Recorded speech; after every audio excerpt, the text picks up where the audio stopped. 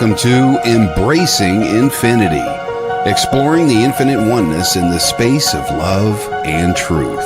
Host Jennifer Rose is an international spiritual medium, healer, channeler, mentor, and transformational guide. Her focus is encouraging individuals to know themselves within the lens of their divine heart and highest potential, to evolve within the frequency of love and peaceful harmony. Now, here's your host, Jennifer Rose.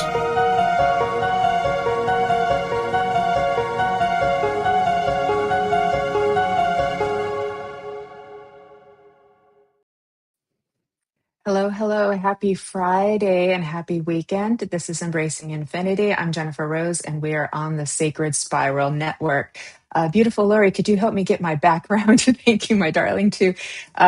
Makes me so big. Well, happy Friday, everybody, and I hope you are all doing well, and thank you for joining me for this special episode. We're at a different time here today. Perfect. Thank you so much. That's so much better. I love our beautiful clouds, so thank you so much. And thank you for joining me on this special time. I have a very special guest coming in just a few minutes to join me, Getrude Matshe, joining us all the way from Australia on an early Saturday morning. So very grateful to have her coming to share her inspiration and wisdom with all of us too. So I hope you are all doing well and getting ready for a fabulous weekend. A few quick announcements, everybody here today, as we start coming on. Coming up at 3:30 Pacific, 11:30 p.m. in the UK, Kelly Brickle, our producer of the Sacred Spiral Network, will also be having her show, The Psychic Hour. And so that'll be just a little break after Embracing Infinity ends, and then she will be coming on with her show as well. And also tomorrow at the same time, 2 p.m. Pacific and 10 p.m. in the UK, I will be going live with Laurie Smith, and we are going to be talking about mediumship and doing some messages from spirit for members of our audience and community that are coming as well too. So 2 shows actually, 2 Embracing Infinities on Friday and Saturday this week. So it's a very special and fun weekend to be had. In addition, this coming Sunday, so just 2 days from now at 10 a.m. Pacific, 6 p.m. in the UK, is my For the Love of Spirit Sunday spiritual service. Our guest medium is once again the lovely Kelly Brickle, and we will be joined by what I lovingly call my angel team, Nancy Muratalla, and Fran Pierce and Stacia Cherry as well too. And we also have another special guest medium joining us, Kim Princess, who will be sharing a channeled message that she has written for all of us. To sign up for that and get the Zoom link, you do need to go to my website. It's mediumjenniferrose.com. Click on the event and just follow the steps. It's free or donation. And if you want to come for free, you just put in 000 in the little box and it will take you to the next step. That can be confusing for people occasionally. So I want to make sure I put that in there. But I do also always give a little bit back to a charity from the donations that I receive as well too. So we're always giving back to our community for a good cause. So we do hope that you will join us. We have poetry, we have messages from spirit, and we have music and a group healing that's super amplified because all of those who are serving gather together, our channels together for spirit for all of you. So please do come, and it'll be very inspirational and full of love, and you'll feel touched by the spirit by the time that you leave. So do hope that you will join us. And of course, on the Monday night lineup, Karen Bonofilio, Inner Realms, Outer Journeys, followed by Be in the Light with the magical Brian Lahr, followed by my sister show, The Love Show, at 6 p.m. Pacific time, 2 a.m. in the UK, and the lovely medium Nancy Muratalla will be joining me as my guest. She has been married for, I think, almost 40 years, and together like 45 years. So it's a very inspirational love story to be shared and spoken about coming up this Monday. So thank you so much for listening to all of my announcements as we start moving forward. Let's go ahead and say hi. I see we got a few friends that are joining us right now too. I want to say hi to the lovely Jennifer McCormick joining us from the UK. Great to see you. Thank you, my beautiful friend. And we've also, I see Nikki is on as well. Thank you for joining us, Nikki. Great to see you. We're all starting to pop in now, and the beautiful Rose Sullivan. So thank you also for being here. We are streaming live over on Facebook and on YouTube. So plenty of pages to find us all. And thank you for giving us a little heart if you're on our video, a hashtag live to let Facebook and YouTube know in the algorithms that we are there.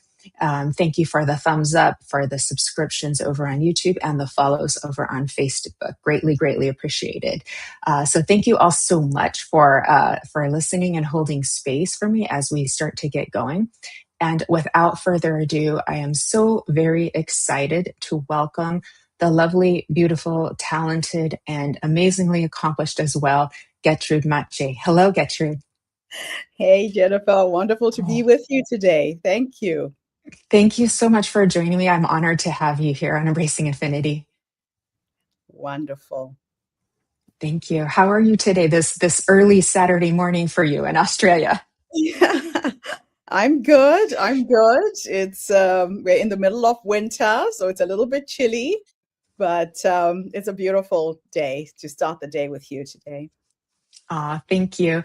And we have a very special day coming up. I believe tomorrow, which is Sunday for us here, is your birthday as well. So this is a birthday weekend. So I feel even more blessed that you were willing to share your time with us on your birthday weekend. Thank you. Thank you. Thank you. Thank you so much. I hope I hope you get to do something fun and magical, and it's only going to usher in an even more extraordinary year for you. It definitely is. Today, all my kids are coming. We're having a huge breakfast. I'm meeting my daughter-in-law for the first time. Well, hopefully daughter-in-law. My son's met somebody really nice. So it's an exciting day. Really Oh, that beautiful. is very exciting. Oh, I'm so happy for you. That sounds like perfect and magical too. So speaking of extraordinary, you've had an extraordinary life, and I'm going to go ahead and read your bio. And I know there's so much more. We could make probably a book or two or three from it too.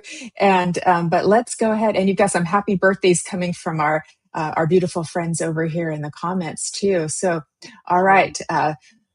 All of our beautiful friends here, for those of us who are just getting to know Getrude for the first time, she is amazing. And Getrude Matshe is an inspirational speaker, author, 3-time TEDx presenter, and visionary founder of HerStory Circle TV, a global movement dedicated to empowering women to use their voices and share their stories. Known as a vibrant bundle of African energy, Getrude has made in her life's mission to help women over 50, widowed, divorced, retired, or reinventing themselves, step into their power as speakers, authors, and thought leaders. With decades of experience as a storytelling coach and book publishing strategist, Getrude has helped hundreds of women write and publish their books, share their living experiences, and find healing and purpose through storytelling. Her signature coaching programs guide clients. Sorry, I lost my I lost my space. Forgive me. Her signature coaching programs guide clients through their journey of clarifying their message, crafting compelling keynote talks, and turning their personal stories into powerful, transformational books. Her motto is simple but profound. Your story matters. Don't go to your grave with it. Hallelujah to that. A dynamic serial entrepreneur, Getrude has founded over 8 companies across industries, including medical recruitment, property investment, tourism, app development, and film. She's also the creator of the Her Story app, which helps women to clarify their thought leadership and become TED speakers. Diversity Connector app, which champions inclusion in corporate hiring, and My Speech, an app designed to help teenagers build public speaking confidence. As global curator of HerStory Women's Global Empowerment Conference, she has hosted summits across 5 continents, giving thousands of women the stage to speak their truth and amplify their impact. Originally from Zimbabwe, Getrude began her public speaking career in Norway in 1989. She immigrated to New Zealand in 2001 with nothing but hope and has since built a legacy of empowerment and philanthropy. She is the CEO of GM Global Investments, Sumnasi Talent Agency, and Walk on the Wild Side tours as she has supported orphanages and HIV/AIDS initiatives across Africa through her Africa Alive Educational Foundation. Her influence has reached global stages from speaking at the UN Annual Summit of the Status of Women to being a Rooney International Scholar at Robert Morris University in the US. She has also been featured on CNN iReport, The Huffington Post, and various international podcasts and television shows. Whether she's guiding a woman through her first TEDx talk, helping her pen her first memoir, or opening doors to global platforms, Getrude leads with her heart, humor, and a deep belief in the transformative power of storytelling. You can find Gertrude at HerStory Circle online, LinkedIn at Getrude Matshe, TikTok at Getrude Matshe. I'm saying your name wrong, forgive me, and on YouTube at HerStory Circle TV. And these are all listed in the descriptions over on Facebook and YouTube as well. So you can find them there and get in touch and learn more as well too. So I know there's so much more, but that's a lot to be proud of. Thank you. I Yeah. take it in. Thank you, Jennifer. Yeah, thank you. I'd like to start where it says immigrating to New Zealand, but with nothing but hope. How did this transition happen? Nothing but hope, and then all of this. Is that a No, good place to start? that's an excellent place to Okay. start. I always say that I have had a spirit-led life. New Zealand chose me. Had no plans to go to New Zealand. I was heading to America in October 2001. My ex-husband and I had sold our house, our car, furniture, sold everything we owned so we could have money for the air tickets. We were in the middle of the AIDS pandemic. There were no drugs. Our medicine men had started spreading a rumor that if you rape a virgin, it cures AIDS. And I said to my husband, we have got to find a safe place to bring up our kids. So I went online, saw a website advertising for African artists. So in another life, I hand paint textiles. And I got picked to come to Clark University in Atlanta. It was the Atlanta Black Hearts Festival, and my work sold. I extended that stay, got on the Greyhound bus, traveled down to New Orleans, then all the way up to Detroit, stopping at art festivals, and made enough money for the air tickets for me and the children to leave the country. So I went back to Zimbabwe. My husband puts me on a flight, and I am stopped in transit in South Africa because the US Embassy had misprinted the passport number on my daughter's visa sticker. Small little typo. Instead of a 1 and 2, they put 2 and 1. They said, you've got to go back to the US Embassy in Zimbabwe. Oh. And what that meant is these were cheap Apex tickets. I couldn't change the dates. We lost everything we owned because of that error. The US Embassy apologized and said, look, we're really sorry. We changed our rules a week ago.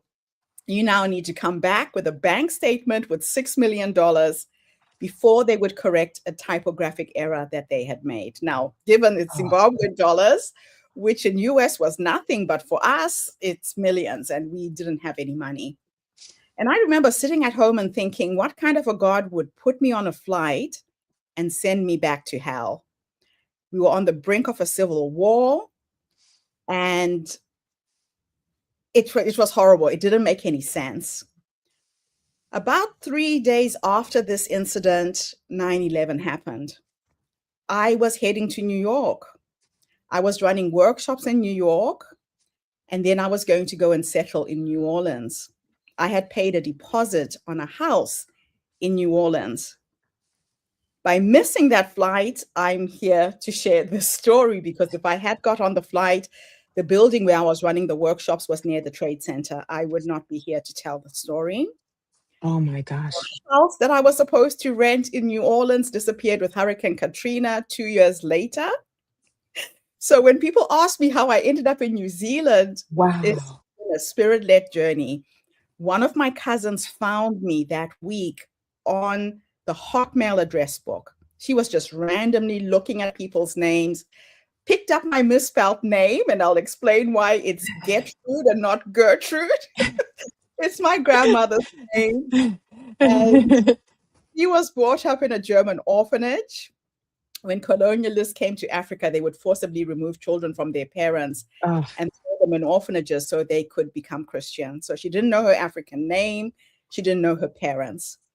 And she said when she was 6 years old, she dropped the R in Gertrude just to piss off the nuns. Like, to get rude. So I have kept my... you have a badass grandmother. She was feisty. It's in memory of my grandmother that I kept this misspelled name. But to go back to the story, my cousin was in New Zealand, saw my name, wrote to me and said, "Where are you?" And I told her what had happened. She said, "Listen, you have got computer skills. Come to New Zealand, you will not regret it." So my first career was in IT. I was a programmer. I was a systems analyst and a project manager in IT. And so I borrowed money from family, from friends, and I got to New Zealand with $500. I had a 2-year-old baby strapped to my back, a 10-year-old and a 12-year-old, and hope. And life has been magical ever since. God bless hope. That's a magical word these days in the climate of our country right now, or not our country, but the world itself right now is just hope for a transformed future, I think, too. So it's an important word. Okay, I don't want to skip over anything, but the TEDx talks, three, or is it four? It's 4 now. I just did the Four 4th now. February this year. Oh Yes. my gosh, people are lucky to get one, let alone do four. And most of them have been centered around Ubuntu. Is that correct? Or all of them, different facets of All that? of them, all of them are centered around the African philosophy Ubuntu. And I'll just explain what Ubuntu, the Yes, word, please. actually means. Ubuntu is the spiritual foundation of most African societies. The literal translation of Ubuntu is "I am because you are." It's our way of expressing the condition of being a human being. In Africa, we believe that there is no you, there is no me, there's only we, and we're reflections of each other. But when I moved to New Zealand 25 plus years ago, people thought Ubuntu was the operating system. There is an operating system called Ubuntu, and I kept referring to it. And I realized that people didn't realize the origins of the word. And I had just published my first book, which was called Born on the Continent. And I went back and rewrote that book and put the subtitle Ubuntu and wrapped my personal story around the Ubuntu philosophy, illustrating that I'm a sum total of all of the human beings that I've met that brought me to that point. That book went out. I accidentally branded myself as an Ubuntu expert because there were no books written about it. And Wow. it has taken me to 56 countries as a keynote speaker. I've now done 4 TED Talks, and I keep going back to the TED platform to explain the philosophy from different perspectives. Um, Oh, thank you so much. And the philosophy is so beautiful. And I know those of us in our spiritual community here really can connect to that. We talk a lot about the oneness. We talk a lot about evolving and ascending and reaching that state for the whole world, not just for, one country or one place, right? And it reminds me a bit of Namaste, the light in me sees the light in you. Reminds me a bit of that as well, too. So I think we need more Ubuntu spread across the world right now too, because that will help us make that will help us, you know, move into that heart space, really speak from the heart and live from the heart more too. So I love that. And, and so you've had all kinds of exciting adventures, from moving to New Zealand and publishing your books and doing all of these TED Talks. I mean, did you know from the time you were little your life was going to be this way? Did you? I think in a small way I did. I grew up as a very curious child, blessed to have two amazing parents who were able to show us how to dream ourselves out of poverty. My dad got a scholarship in 1967 when I was 9 months old to go to London through the Catholic Church. So he took his young wife with him, left me and my sister with my grandmother. My grandmother was my second mom. And they struggled with one scholarship. My dad became a chartered accountant. My mother became a nurse. When I was 3 years old, they had raised enough money for me and my sister to join them. So my formative years were in Africa with my grandmother in a village with no electricity, no running water. And then I joined my parents in London from the age of 3 until I was 6. And I think that was the beginning of my exploring the world, so to speak, and wanting to be in the world in a big way. They had to go back to Zimbabwe or Rhodesia at the time because these were Commonwealth scholarships. And at 19, I thought, I'm going back to London.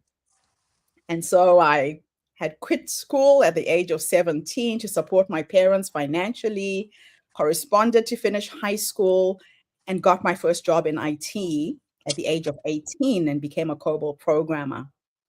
I worked for 2 years to help my parents, and then I took off to London.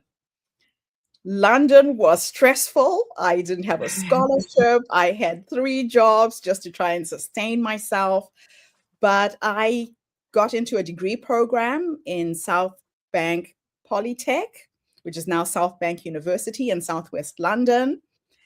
And it was magical. It was like living my dream, but the dream didn't last for very long because I got pregnant. So my boyfriend came to visit me at Christmas 3 months after I got to London. I had to abandon my studies. But that's when the magic really started, because I found a business card of a Norwegian woman I had met in Zimbabwe when I was 17. She had come with a church group and had watched me acting in a play that I had written. And the play was part of the AIDS awareness campaigns. World Health was going into our communities in helicopters, dropping flyers and condoms to people who couldn't read. The AIDS awareness campaigns in the 80s were very ineffective. So I reached out to World Health when I was 17 because I'd gone to visit my grandmother and saw this helicopter just throwing papers and condoms and watching the children taking the condoms and blowing them up as balloons and playing. The parents were just lighting their fires with the paper. And I asked World Health to sponsor me to write a play that had an AIDS theme to it, because we pass down knowledge through storytelling. And that's where my AIDS activation started. In school, I was always in drama and public speaking and debate clubs. I won national competitions in public speaking. So speaking was my thing. But that's how I ended up in Norway. This Norwegian woman sponsored me to go to Norway.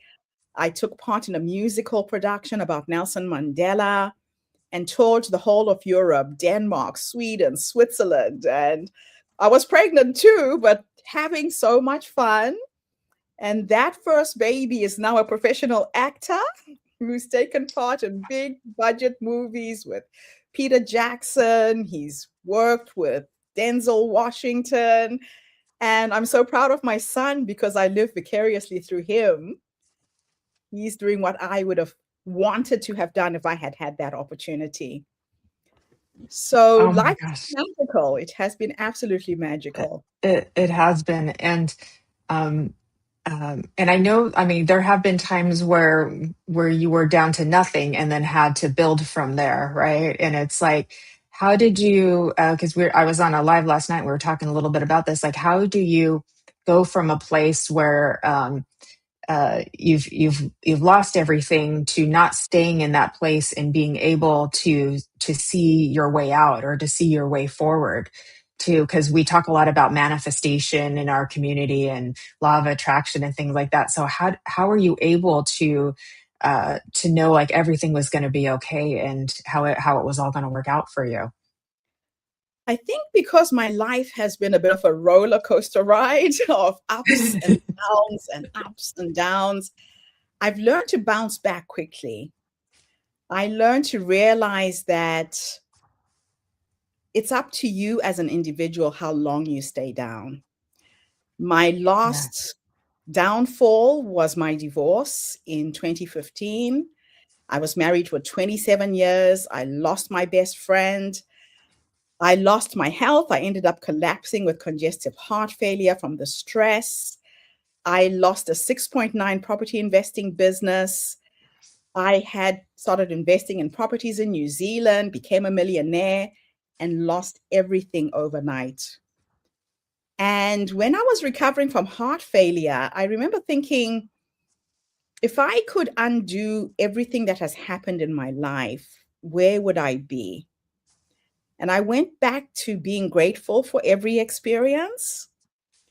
If I hadn't met my husband, I wouldn't have my 3 beautiful children. And now I'm a grandmother. I have a little 5-year-old grandson. And I found forgiveness and let go of that story. And I started sharing my story online. I put a post that went viral in 2019 on Facebook. And I just bared my soul and told my community where I was. I had collapsed with heart failure while I was on holiday in Bali. And now I'm living in my car recovering with nothing. That post went viral, Jennifer. In 48 hours, 2,500 women responded in 15 countries saying, Getrude, the same thing happened to me. One woman had a stroke. Another woman also had heart failure. Another one developed breast cancer. And I realized that we trap all of these emotions in ourselves when we go through traumatic experiences. And in Africa, we believe that the minute you tell your story to another human being, the problem is halved. It's not yours to carry alone. So I kept sharing my story and I created a community called HerStory. And it started with a handful of women who came to Las Vegas to join me in a speaking event. And I decided to create a speaking platform to allow our stories to breathe. My job as a curator is to create the safe space for women to share their stories, but we don't re-traumatize ourselves through the stories. We find the good things that came out of the experience. And we try to make our stories somebody else's survival guide.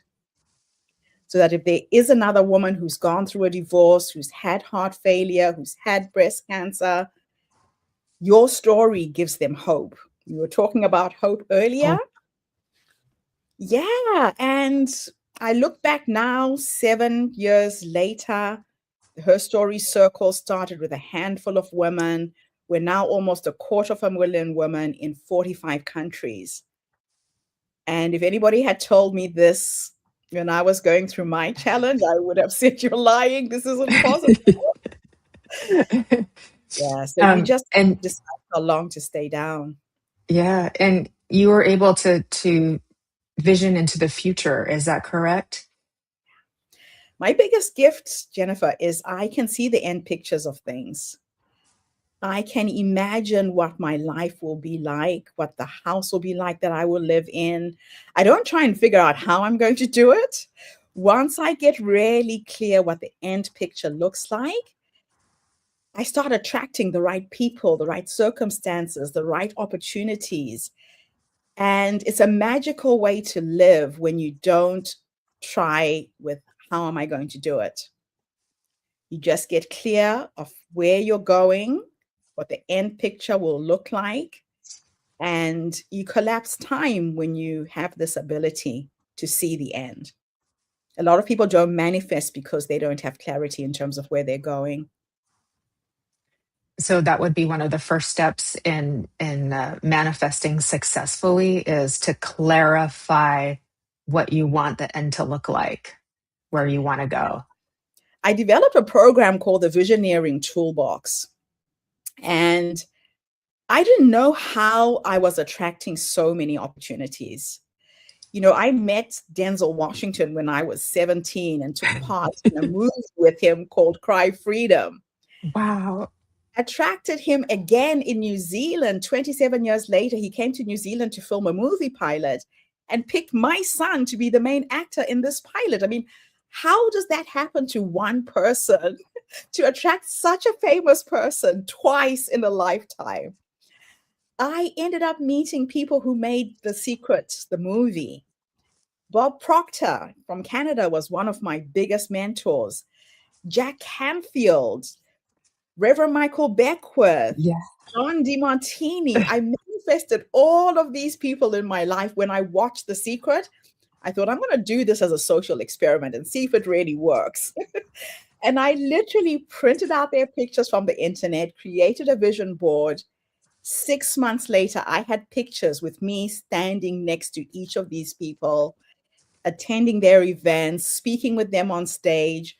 I ended up in the Palladium Theatre in front of 10,000 people as one of the speakers.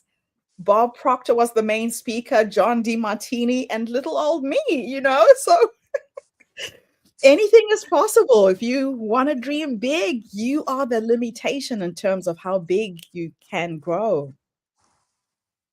Anything is possible, and if we want to dream big, we're our only limitation to what is possible. Oh, I love that. So all we have to do is release our limitations of how we think, how big we think we can be. Oh, We I need to love that. find a way.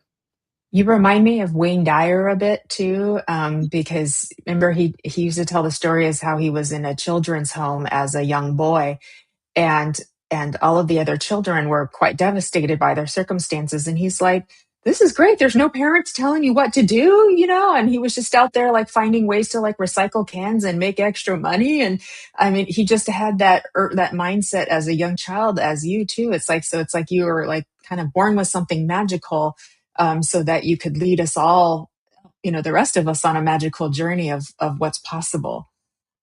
I think my biggest gift is that I was born in Africa, Jennifer. When you're born in an environment of scarcity, you see opportunities and gaps where other people don't see them. So from an early age, my mom taught me how to knit, how to sew, how to crochet. I went to private school my whole life, not because my parents were rich, but they were rich in how they thought. They were rich in how they taught their children to survive. So I was hustling at the age of 6, selling things to make money for my school fees. And my parents were incredible human beings. And my dad was the visionary. So mom was the entrepreneur. My dad was the visionary. I remember my dad buying me a box of encyclopedias when I was about 6 or 7 and a globe. And he did it to force me to read. So I had to spin the globe and touch a country and go and research about that country and present to him. So my curiosity to see the world, I think, comes from my dad. And he had this picture of himself standing on the steps of the Colosseum in Rome. And he would say, do you see the shoes in this picture? I'm like, yeah. And he would pull the shoes out. These shoes had no soles. I have now preserved that pair of shoes as a little sculpture when he died. He went to Rome with a pair of shoes that had no soles. He had to put newspapers at the bottom of his shoes to get on a flight to go to Europe for the first time. And he would say, all you have to do is dream. If you can see it in your head, you can create anything you want. So I come from a family of very big thinkers, and I was very blessed to have them. Yeah, oh my gosh, that helps so much. And there is like a mindset. I think it helps, because I, like, for myself, I've always been kind of like, if it doesn't fit, you make it fit. If it doesn't work, you make it work. You just find a way. You just have that determinism within you. And that does help. It does help to have a mindset that's like forward thinking and visionary, and like you find a way. And that's how it feels like you are. Like you found multiple ways, not just one way, but multiple ways to create such an awesome legacy. So I mean, it's mind blowing, but it's beautiful, and it gives so many of us. I mean, you've helped hundred thousands of people all over the world, millions of people who have gotten to hear your message, whether it be on a TED Talk or to see you speak. And it's like just to think about that kind of impact, what a gift to the world your birth has been, just being here in so many ways. Oh my goodness. Um, let's talk about her story circle TV and this creation. I've been blessed to be one of your guests not too long ago, and I'm very like humbled and grateful to. But you're giving. You told your story, which changed everything when you had your heart failure, and you told your story, and then now you're helping other women to tell their stories. Yeah, a lot of women don't realize just how powerful they are and how powerful your story is for you as an individual, as a brand. But learning how to tell it with impact is where my passion really lies. We change our worlds through our stories. I believe stories are doors into other worlds. When somebody picks up your book, they're literally opening up a door into another world. So through storytelling, we can share who we are. You just don't know who's on the other side, who is inspired, whose life will be changed. And as women, we need to share what our challenges have been and how we've overcome them. We can collectively heal by doing this. So I didn't know my medicine until I birthed HerStory. I was always that kind of person who people just come to and they share their problems, and I don't give people solutions. I just sit and listen and hold space for the stories to breathe. And now I'm doing it on a global level through this amazing platform. That's so beautiful, and you've given so many women a chance to tell their stories and to make an impact as well too. And oh my goodness. I'm going to stop really quick and say hi to everybody who's joined us. We have a lot of new friends who have joined us since we started too. So thank you for being here. And if you have any questions for Getrude about leadership, storytelling, authorship, please do put those here in the comments, and we'd be happy to address those for you. Allison is saying, where there's a will, there's a way. Excellent. I love that too. If somebody is if somebody, especially women, finding our voice, culturally speaking, across the board, is not the easiest thing to do, because it doesn't matter what country that there is something that has kind of told us we're not allowed to share, or that we don't matter, or that our voice. And so it takes a lot of courage to even start the process. And so if we're like, I want to share my story, but I don't know how, or I'm scared, or what are people going to think, or how do I do that? Like, what would be like the first step, or what would you want them to know to get started, to use their voice, to be heard, to be seen? You have to think of it like this, that you're talking to one person. The reason why people are fearful of standing in front of a room and speaking is because you've got lots of people in front of you, right? But imagine if there was one person like you who is going through what you went through, and they heard you and you helped support them, inspire them, help them just get out of bed and start living again. Just one person. That's the reason why you need to tell your story. One of my biggest coaches is Jack Canfield. I got this opportunity to go and speak in London in front of 10,000 people. And at that point, the biggest group I had spoken to was 500. So I was with Jack in Phoenix, attending one of his success principle workshops. And I said, Jack, I'm so scared. I don't know how to speak in front of 10,000 people. And he said to me, listen, first thing you have to do, get to the venue early. Go and see the space. And I want you to sit in the furthest in that theater. And remember, somebody paid. They didn't have money to come to the front seats, but there is somebody in the back who needs to hear you. And you look up into the bleachers, even if you can't see them, look straight up there like you're looking at them. And then go on stage and look at the whole room. He said, and you work the room in groups of 500. So if you've spoken in front of 10 people, you say there's 10 people here, 10 people there, 10 people there, and 10 people there. Because 10,000 is just 20 groups of 500. So I overcame my fear of speaking in front of a big crowd by doing it that way. And that's why I'm saying, just remember you're talking to one person who needs to hear you.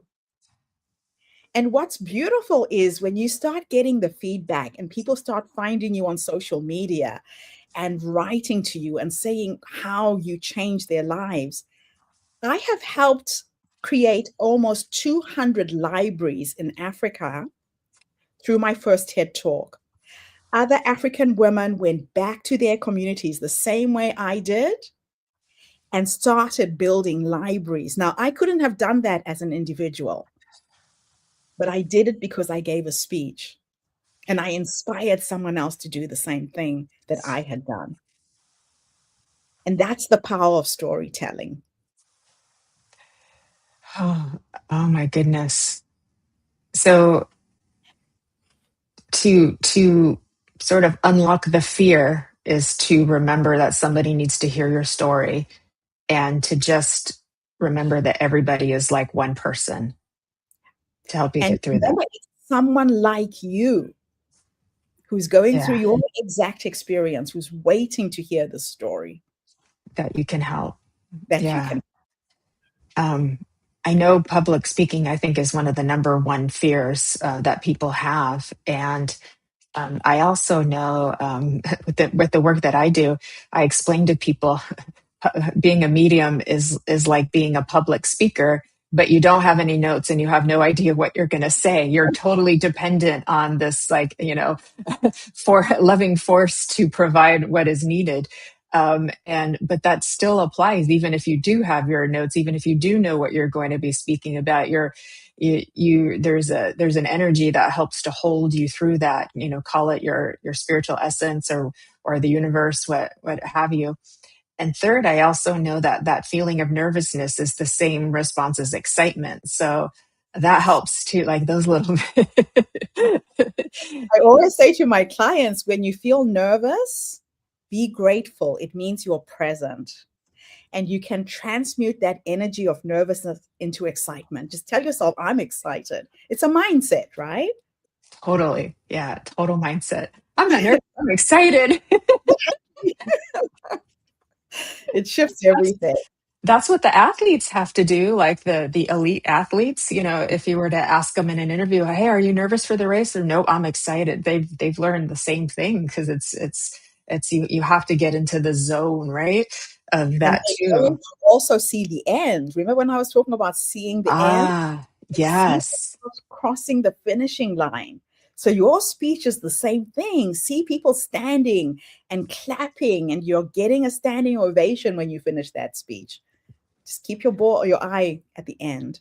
Oh, I love that. I love that so much. That's going to be so inspiring too. And oh my goodness. And you also you've written, I think, 4 books. Is that correct? And I think you have a picture that you can show us too, because maybe we could also talk about how there's a lot of aspiring authors that are like, how do I get started? Would people want to hear my story? Would they want to read what I have to say? I've written several books, some for myself, some for my potential clients. So I ghostwrite for people. I think I've ghostwritten almost 200 to 300 books. I'll just share my screen and show you some of the books that are out there in Beautiful. my name. So Born on the Continent was the very first book that I wrote. It's Not About What Happens was the second one, and that was written in exactly 40 hours and Oh, we helped me can't to. see it yet. Oh, let me see if I can help. There we go. I helped. Okay. So Born on the Continent was the first one. It's Not About What Happens was the second. And that was written in exactly 40 hours and helped me develop a coaching program called How to Write a Book in 40 Hours. And Wow. Speaking from the Heart and How to Land Your First TED Talk is now a video coaching program as well. So I've written several books, some for myself, but mostly for my clients. I think almost 250 books for my clients. Wow. Oh my goodness. These are beautiful. Thank And so clients could come to you for coaching if they want to write a book, or if they want to improve their speaking, or even get a TED Talk. Correct. Is there Correct. And right anyone else who has done 3, 4 TED Talks? Are you the only one? there might be other people. I've never really looked, actually. Wow. Oh my goodness. You've literally cracked the code. Oh my God. Using the TED platform to leverage, because what happens with TED is you get the global visibility and you get credibility as well. Ah, If you yeah, amplify your message, TED is the platform to do it. beautiful. Yes, exactly. And there, we do have a question. Do you ever get negativity from people on the topics that you speak of, and how do you handle the negativity? And they can Yes. judge for the silliest things too, right? Like if, You'll be surprised who will attack you. And it's normally people like me. It's normally African women who come onto my platform and say some really horrible things. But the minute you put yourself in the public domain, you have to expect that. When I coach, I tell people that there's a 33% rule to anything you'll ever do in life, whether you're selling, whether you're speaking. 33% of people will love you. They will adore you. They will buy anything you sell. They'll listen to anything you share. 33% of people are the haters. Be prepared for it. They are out there. There's people who just know how to tear other people down. And it's because you have the courage to step up and be seen. So just be grateful. So I don't read the negative comments. I don't even pay attention to them. What I think is what you think of me is your business, not mine. The other 33% of people are just indifferent. They don't even see you. They don't hear you. They are in another planet. You don't even come into their radar. So when you know who your 33 percenters are, that's who you're speaking to. Forget about everything else. I love that. I love that. And what about if you kind of become an overnight sensation too, like in addition to the, the feedback that you're getting from people, whether it's positive or negative, like what do you do with this sudden exposure like this? All of a sudden you've started out this way and you've got a community that you've been building, and then you explode into this huge global visibility. Like how do you handle like that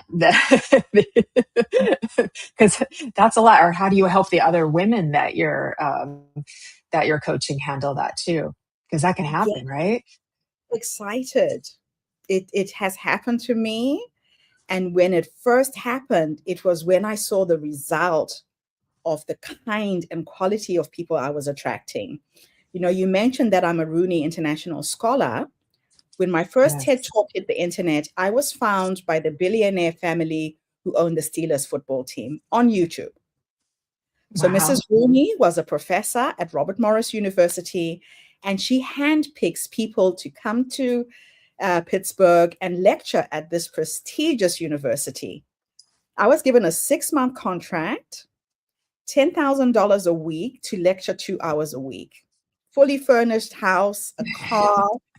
I wrote my second book while I was there, but my book, my memoir, transitioned into an academic textbook because there were no books written about Ubuntu 15 years ago. So I became the first African author to write about Ubuntu in the mainstream. Totally changed my life. I got picked up by BBC Brazil, by a Brazilian reporter who was doing a write-up on Ubuntu. Her video hits the internet in Brazil, 6 million views. There's a 30-second reference to Getrude Matshe in that video. I have been inundated by professors at universities in Brazil for me to go and lecture in social anthropology. So my first book is now translated into Brazilian Portuguese, Spanish, and Italian. I'm now able to sell the foreign rights of my work because of that exposure. So when you hit that global platform, it's going to open so many doors. Just get excited about it. It's Just get daunting in the excited. beginning. Just get excited. Just get excited. I love that. Let the rest follow. Get the Let the rest rest just.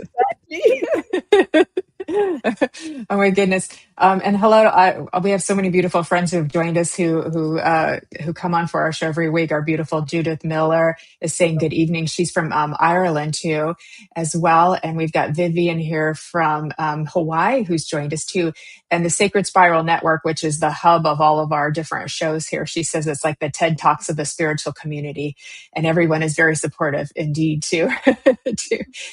Heidi is here from Colorado, and she's got a thunderstorm rolling through, but she's made it. Too. So we're all over the world and international too. So I just wanted to make sure I said hi and to everybody else who's joined us too. So thank you so much for being here too. And oh my gosh, that's so much beauty that you've created, and it's so exciting to like see what's possible. And I feel like today and in the future, as people keep revisiting this talk, they will open and expand their mind to what they think is possible for themselves too. Like that's important too. It's exciting. And one thing I also love about you is you're about storytelling through the heart too. Would you mind speaking about that a little bit? It's the only place to speak from.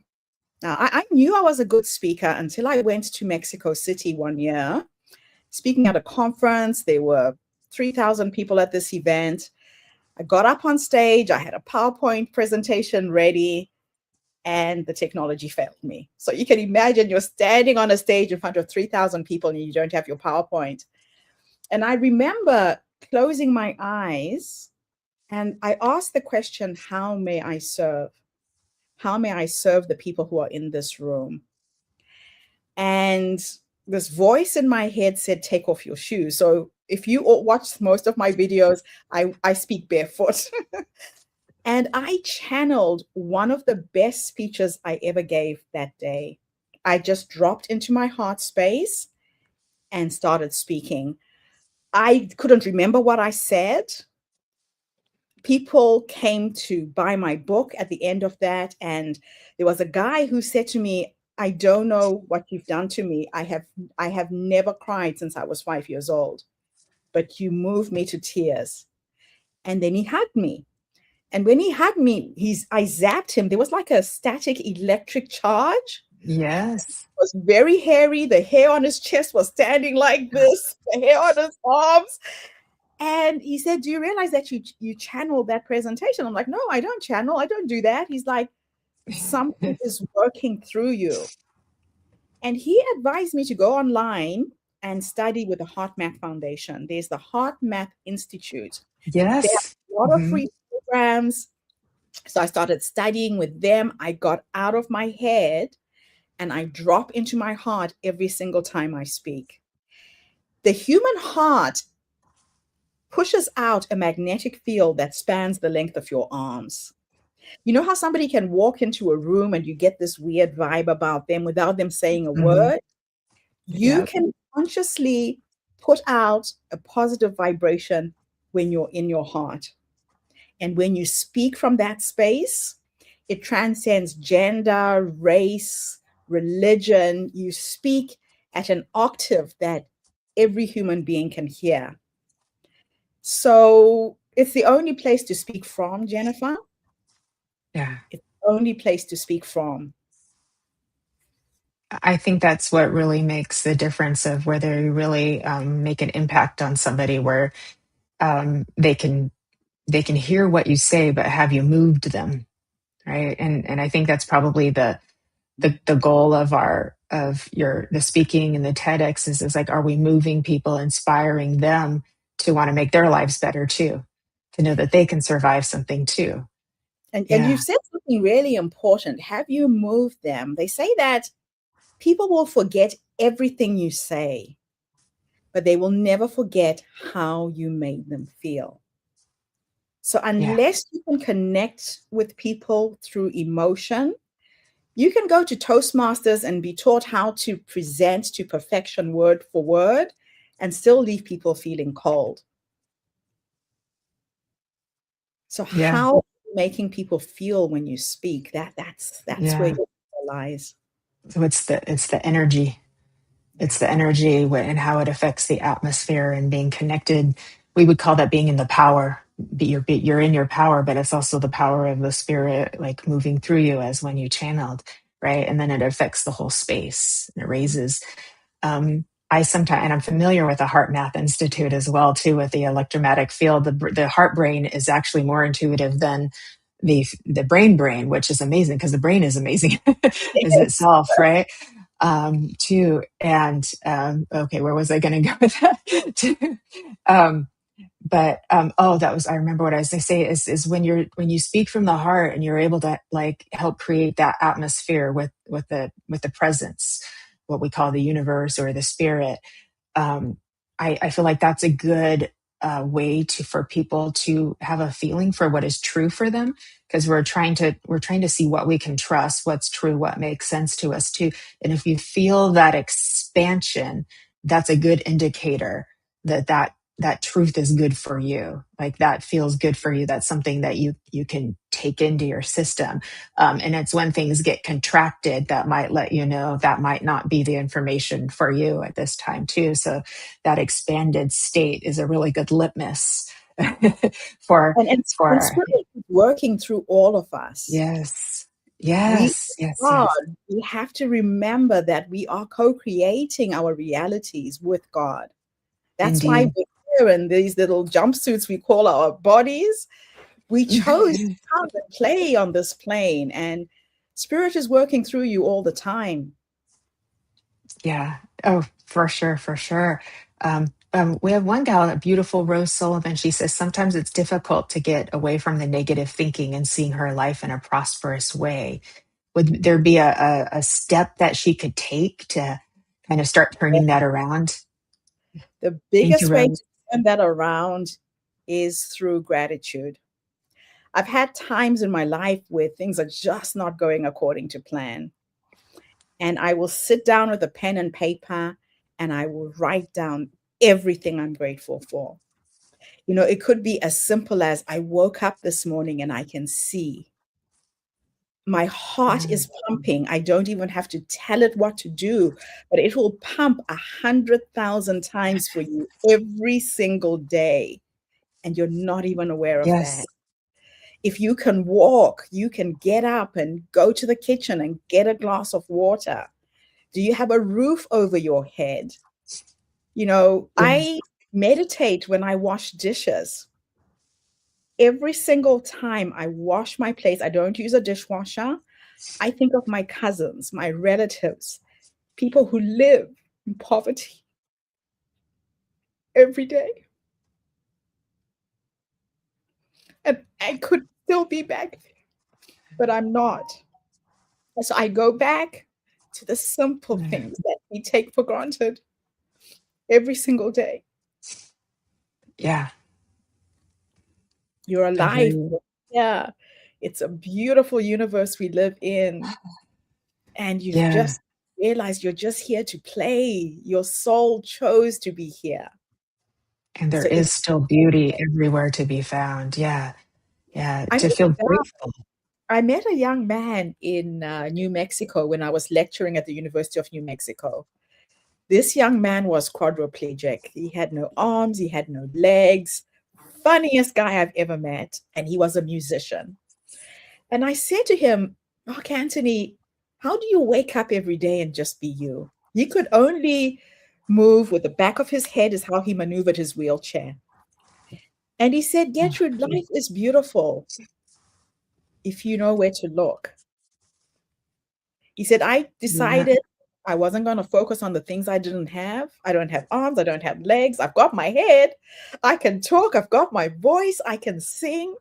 That's where my focus is. So count the little blessings. Yes, exactly. And there's so many of them. There are so many of them too. A few days ago, I was in the shower and I was feeling the warm water, go on my head and my back, and I stopped for a second and I was like, I became very aware of how grateful I was for that experience to feel the warm water, because I knew there's people in the world, they don't have warm water. They don't get to sit in a nice warm shower for as long as they please, and they might not even have cold water. They might not even have a shower. Drink just And water to drink, clean water to. yes, yes, exactly. And it was like it was just a really nice experience to have that, of just being grateful for that moment, that. And it was even a moment of pleasure. Like being clean is we would consider a necessity, but that was a moment of pleasure because the water was warm and I could enjoy it. And I felt so grateful. And it's just the reminder that your breath is a heartbeat, because there's people who can't breathe. Your breath is a miracle, and your heartbeat is a miracle, because there's people whose hearts don't work properly too. And so it's like that does take us back into that space to feel more positive, to create something more beautiful. Our beautiful Judith Miller, she says, I say thank you every morning. I open my eyes. I give thanks for the air in my lungs, the blood in my veins, and the life force energy that flows through me.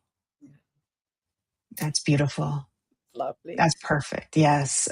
Rosa said she hopes she didn't upset you, but she said thank you, and she's giving you a hug. No, the tears, Rose, is I have to thank you for reminding me of the little things. When people ask me these questions and I get emotional, these are tears of joy. These are Yeah, tears of remembering who I am and where I am. So thank you for reminding we me love today. you, Rose. Yeah, Today for my birthday. I I made know. it Yeah. 59. Yeah, and for Thank those of you who came in later, tomorrow is Gertrude's birthday too. She's in Australia, and it's Saturday at 8 in the morning. So she got up early for us to join us at 7 a.m. And then she's getting ready to celebrate her birthday with her family too. So we're even extra blessed that you were willing to spend this time with us and to carve a little a little hour of time with us too. Allison is giving all of her gratitude as well too, and thank you for joining us too. And Brian is very excited by everything that you've been sharing. Hello, Brian, another you. magical soul out there too. So we're so blessed. So Miss Getrude, thank you so much for sharing so many wonderful stories and wisdom for all of us too. And anyone who's here can come to you for coaching, for visioning coaching, or for if you want to do a TED Talk, become a better speaker. You have your online programs, and then you have one-on-one mentoring, I believe, too. Okay. And you continue to spread your love and wisdom throughout the world, one TED Talk after another, one book after another, and all of this. Um, may I ask,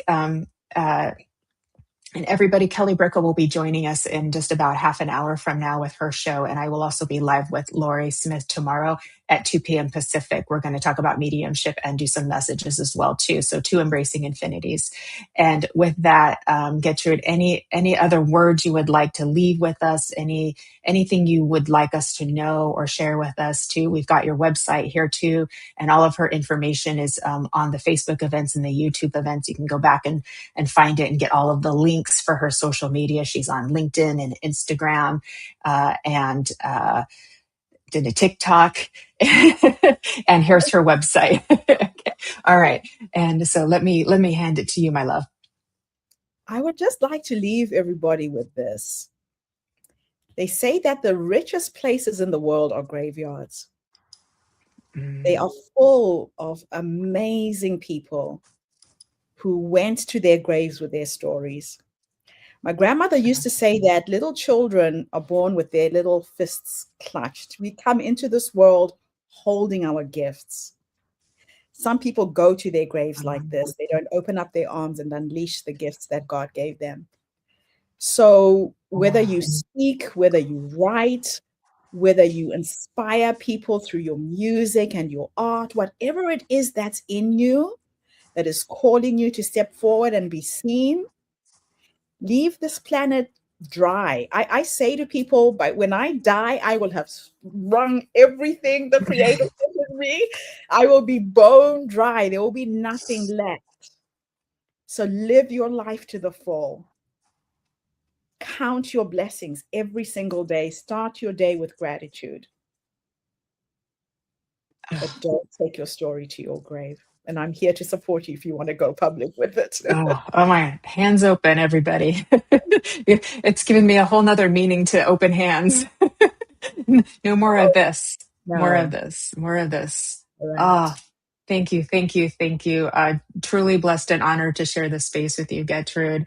I just couldn't be more grateful. If you wouldn't mind staying on with us after the credits. And I want to thank everybody here, all of our beautiful friends and community for joining us, for all of your support and all of your beautiful comments. There's lots of love and thanks and happy birthdays here for you as well, too.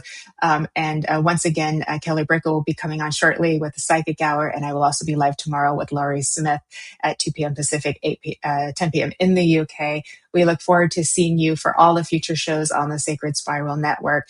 Please do have a beautiful weekend coming up ahead. Keep smiling, keep your hands open, live well, love well, and love you well. And we will see you next time on Embracing Infinity. Goodbye, everybody. Thank you, Gertrude. Thank you.